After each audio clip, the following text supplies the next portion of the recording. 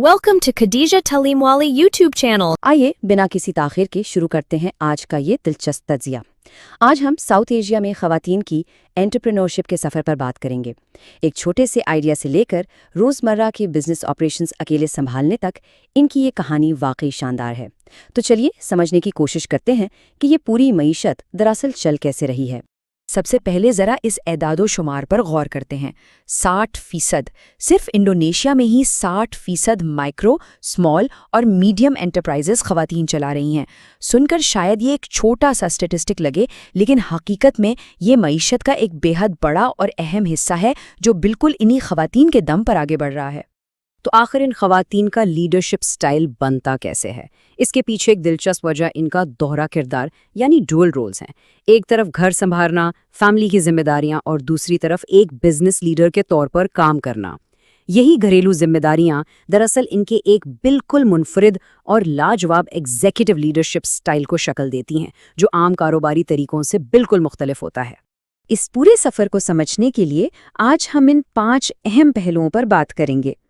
मईशत में ख़वातीन का किरदार, नया कारोबार शुरू करने के असबाब, सरमाए की अहमियत, इनके मुख्तलिफ लीडरशिप स्टाइल्स और आखिर में रोज़मर्रा के बिजनेस ऑपरेशंस।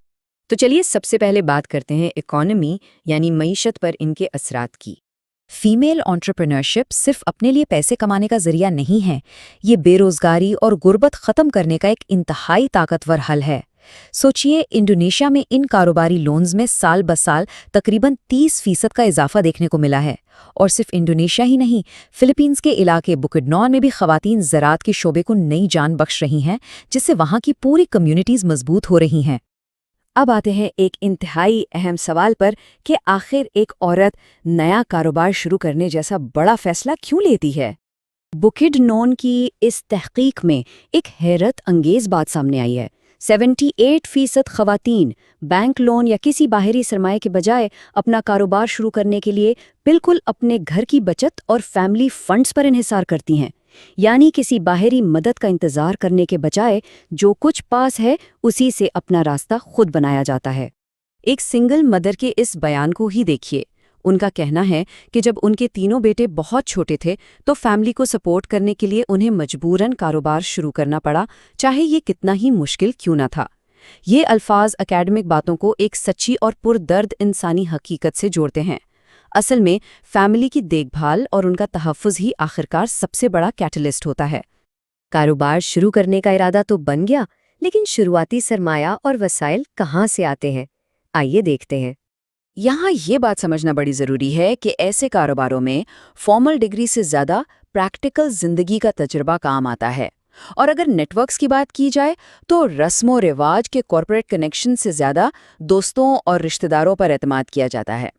रही बात गवर्नमेंट सपोर्ट की, तो शुरू में इन स्कीम्स के बारे में लोगों को मालूम ही नहीं होता, लेकिन एक बार कारोबार चल पड़ने के बाद ये काफ़ी मुफीद साबित होती हैं। अब जब कारोबार शुरू हो गया तो अगला मरहला होता है उसकी क़यादत करने का। यहाँ से हम अपने तज्ज़िये का रुख इंडोनेशिया की तहकीक की तरफ मोड़ते हैं। ख़वातीन के लीडरशिप स्टाइल को समझने के लिए इस तहकीक में लासी नाम का एक साइंटिफिक फ्रेमवर्क इस्तेमाल किया गया। इसके ज़रिए हम ठीक अंदाज़ा लगा सकते हैं कि एक लीडर अपने मुलाजमीन के साथ कैसा रवैया रखती है। क्या उसकी पूरी तवज्जो सिर्फ काम पर है या वो आपस के रिश्तों और माहौल पर भी ध्यान देती है? ये तस्वुर इस चीज़ को बिल्कुल वाज़े करता है कि क़यादत के 2 अलग तरीके यानी ऑटोक्रेटिक और डेमोक्रेटिक स्टाइल्स मिलकर किस तरह ख़वातीन की एक मुनफरिद अप्रोच को बनाते हैं। इन दोनों स्टाइल्स में फ़र्क बहुत क्लियर है। ऑटोक्रेटिक स्टाइल में सारी तवज्जो काम को सख्ती से मुकम्मल करवाने और कमांड्स देने पर होती है, लेकिन इसके बरक्स डेमोक्रेटिक स्टाइल में भरोसा, टीम के इत्तेहाद, समाजी हिमायत और लोगों के दरमियान खुली गुफ्तगू पर किया जाता है। और दिलचस्प बात यह है कि इन ख़वातीन में ज़्यादातर यही डेमोक्रेटिक अपनाइयत वाला स्टाइल पाया जाता है। अब देखते हैं कि ये सब बातें फैक्ट्री या दुकान पर यानी रोज़मर्रा के कामों में हकीकतन कैसी दिखती हैं। यहाँ एक इंतहाई प्रैक्टिकल और मुफीद स्ट्रैटेजी सामने आती है, जिससे द डबल जॉब सिस्टम कहा गया है। ये ख़वातीन अपनी टीम को किसी एक पक्के ओहदे या काम तक महदूद नहीं रखती, बल्कि हर किसी को अलग अलग कामों की ट्रेनिंग दी जाती है। اس کا سب سے بڑا فائدہ یہ ہے کہ اگر کوئی ملازم چھٹی پر ہو یا بیمار پڑ جائے تب بھی فیکٹری کا کام نہیں رکتا۔ یہ ورک فلو کو برقرار رکھنے کا ایک بہترین طریقہ ہے۔ لیکن ہاں، کام کرنے کا طریقہ انڈسٹری کے حساب سے بالکل بدل جاتا ہے۔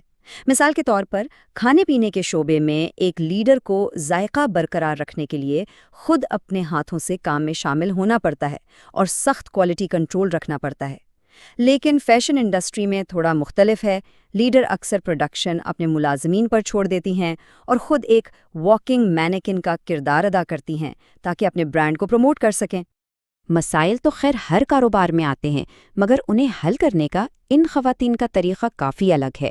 اگر کوئی پروڈکٹ خراب ہو جائے تو گھبرانے کے بجائے اسے کریٹیو انداز میں ری سائیکل کر لیا جاتا ہے۔ ملازمین میں جھگڑا ہو تو میڈیٹر بن کر بات چیت سے مسئلہ سلجھایا جاتا ہے، لیکن اگر بات بے ایمانی یا مالی بددیانتی کی آئے تو وہاں کوئی نرم گوشہ نہیں ہوتا، فوراً نوکری سے فارغ کر دیا جاتا ہے۔ ایمپتھی اور سخت بزنس رولز کا یہ واقعی ایک بہترین توازن ہے۔ آخر میں سوچنے کی بات یہ ہے کہ اگر عالمی ادارے اور مالیاتی پالیسیز ان خواتین کے ان منفرد اور فیملی انٹیگریٹڈ لیڈرشپ سٹائلز کو واقعی سمجھیں اور ان کی سپورٹ سسٹم صرف ڈگریز کے بجائے in real life skills per design کریں تو اس سے پوری دنیا کی اکانومی میں کتنا بڑا انقلاب آ سکتا ہے۔ یہ یقیناً ہم سب کے لیے غور و فکر کرنے کا ایک اہم مقام ہے۔ شکریہ۔ Thank you for watching Khadija Talimwali YouTube channel.